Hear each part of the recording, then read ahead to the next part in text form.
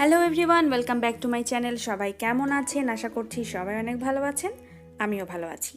আজকে তৈরি করে দেখাচ্ছি ঝটপট খুব সহজ একটা স্ন্যাক্সের রেসিপি। তো রেসিপির শুরুতেই আমি এখানে নিয়েছি একটা ব্রেড, আর ব্রেডের ওপরে দিয়ে দেব পিৎজা সস।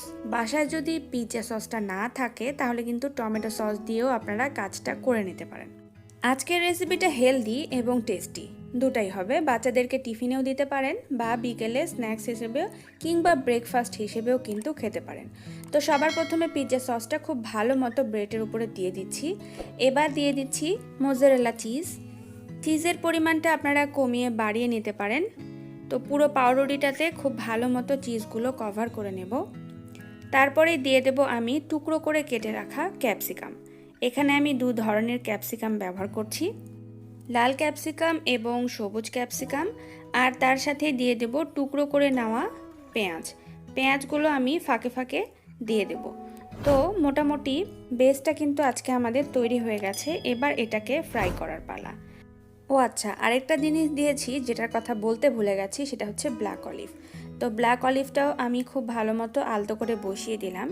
এবার চুলাতে একটা ফ্রাই প্যান দিয়ে তাতে 1 টেবিল চামচের মতো বাটার নিয়ে বাটারটা খুব ভালো মতো মেল্ট হয়ে আসা পর্যন্ত অপেক্ষা করব। তারপরে আস্তে করে বসিয়ে দিচ্ছি ব্রেডটা বসিয়ে দেওয়ার পরে এর উপর দিয়ে ছড়িয়ে দেব চিলি ফ্লেক্স, আর দিয়ে দেব সামান্য পরিমাণে গোলমরিচের গুঁড়া, তার সাথে দিয়ে দিচ্ছি লবণ।